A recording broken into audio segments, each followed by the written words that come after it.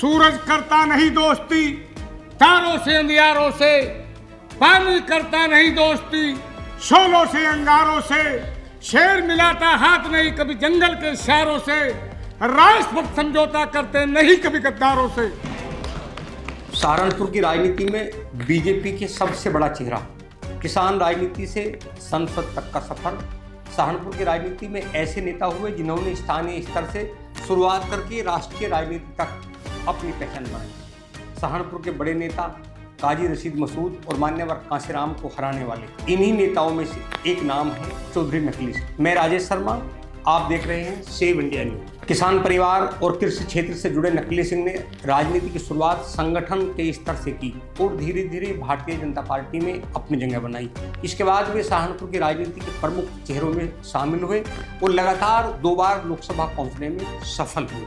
लेकिन उनकी राजनीति कहानी सिर्फ 2 लोकसभा चुनाव जीतने तक सीमित नहीं है। इसमें किसान राजनीति, भाजपा संगठन में जिम्मेदारियां, सहारनपुर की स्थानीय राजनीति और उस दौर के बड़े राजनीतिक मुकाबले, ये सब शामिल है। जब हम चौधरी नकली सिंह की बात करते हैं तो शुरुआती जीवन और शिक्षा। चौधरी नकली सिंह का जन्म 1 जनवरी 1943 को सहारनपुर जिले के जंधेड़ा समस्तपुर गांव में हुआ। उनके पिता का नाम चौधरी सरदार सिंह था। उन्होंने कृषि क्षेत्र में उच्च शिक्षा हासिल की। वो BSc कृषि और MA अर्थशास्त्र के शिक्षक थे। उनकी पहचान पेशे से कृषक और सामाजिक राजनीतिक कार्यकर्ता के रूप में रही। राजनीति में आने से पहले उन्होंने शिक्षा और कृषि से जुड़े क्षेत्रों में भी काम किया। संसदीय जीवनी के अनुसार 1964 से 1968 तक शिक्षक रहे और बाद में कृषि संरक्षण से जुड़े कार्य में लगे रहे। किसान राजनीति से उनका गहरा जुड़ाव रहा।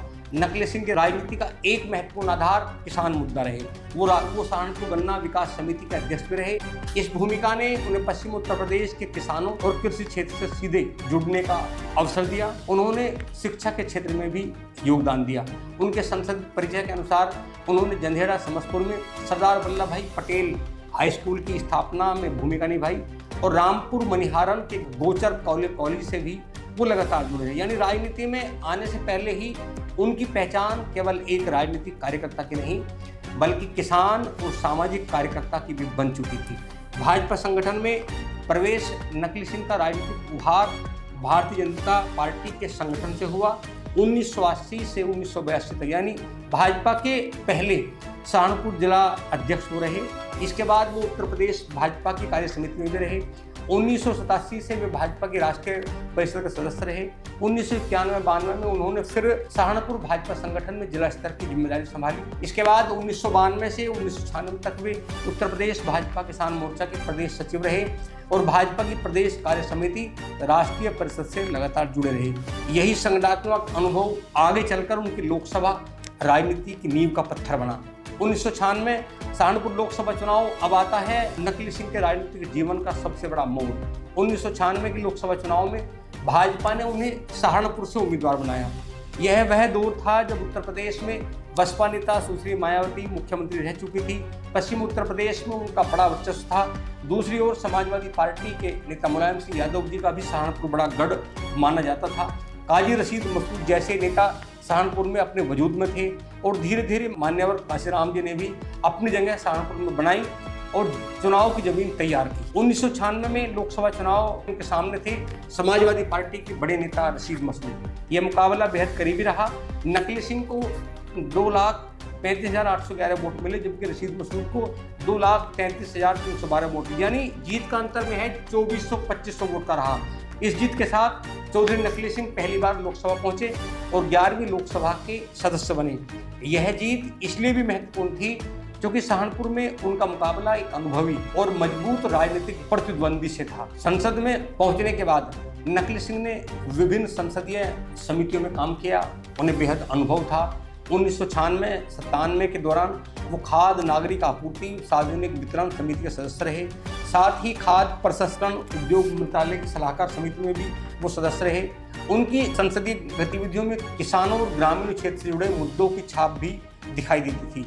लोकसभा की कार्रवाई में सहारनपुर का प्रतिनिधित्व करते हुए उनके कई हस्तक्षेप भी रिकॉर्ड में दर्ज हैं। अब 1998 की बारी आती है। दूसरी बार लोकसभा में उनकी एंट्री कैसे होती है। 1996 की जीत के बाद नकली सिंह ने 1998 में फिर सहारनपुर से चुनाव लड़ा इस बार भी भाजपा ने उन पर भरोसा जताया, लेकिन इस दौर में पश्चिम उत्तर प्रदेश में क्षेत्रीय पार्टी अपना वजूद बढ़ा चुकी थी। इसके बाद माननीय कांशीराम बसपा के सिंबल पर पूरी तैयारी के साथ थे। मायावती जी उनके पक्ष में रैलियां कर चुकी थी। मुकाबला एक छोर पर काजी रशीद तो दूसरे छोर पर माननीय कांशीराम मैदान में थे। लेकिन दूसरी बार यानी 12वीं लोकसभा के लिए नकली सिंह दोबारा निर्वाचित हुए। लगातार दूसरी लोकसभा जीतने यह साबित किया कि सहारनपुर में उन्होंने अपना राजनीतिक आधार मजबूत कर लिया है। 1998-99 के दौरान वो संचार संबंधी समिति के सदस्य रहे। इसके अलावा संसद की कई अन्य समितियों से वे जुड़े रहे। सहारनपुर की राजनीति में उनका अलग तरह का अलग महत्व रहा। ऐसे समय में सहारनपुर जैसे राजनीतिक रूप से महत्वपूर्ण सीट से भाजपा का लगातार 2 बार जीत दिलाना नकली सिंह की बड़ी राजनीतिक उपलब्धि थी। उनकी राजनीति की खासियत यह रही कि उन्होंने संगठन, किसान, राजनीति और स्थानीय सामाजिक संपर्क को अपनी राजनीतिक ताकत बनाया। 1999 के बाद लोकसभा चुनाव में सहारनपुर की राजनीतिक तस्वीर बदल गई और नकली सिंह लगातार तीसरी बार लोकसभा नहीं पहुंच सके। इसके बाद उनका सक्रिय राष्ट्रीय राजनीतिक जीवन पहले की तुलना में सीमित हो गया, क्योंकि उम्र भी हो। सहारनपुर की राजनीति में उनका नाम भाजपा के उन नेताओं में दर्ज हो गया जिन्होंने पार्टी को उस दौर में मजबूत करने में महत्वपूर्ण भूमिका निभाई जब भाजपा को लोग नहीं। हालांकि चौधरी नकली सिंह का 2009 में निधन हो गया था। उनके निधन पर लोकसभा में भी श्रद्धांजलि दी गई थी। संसद के आधिकारिक रिकॉर्ड की बात करें तो 19 नवंबर 2009 को तत्कालीन लोकसभा अध्यक्ष द्वारा उनके निधन का उल्लेख दर्ज किया था। उनकी राजनीतिक यात्रा करीब 3 दशक तक फैली रही। सामाजिक कार्य और किसान राजनीति से लेकर भाजपा संगठन और फिर संसद तक उनका सफर। कल यानी 20 अगस्त है और 20 अगस्त को उनकी पुण्यतिथि है। उनकी पुण्यतिथि को हर बार उनके परिवार के लोग, तमाम भाजपा के लोग और उनके वे लोग जिन्होंने उन्हें सहारा दिया वो सब वो शिद्दत के साथ में पुण्यतिथि मनाते हैं। सेव इंडिया परिवार की ओर से भी उन्हें सादर नमन, नमस्कार।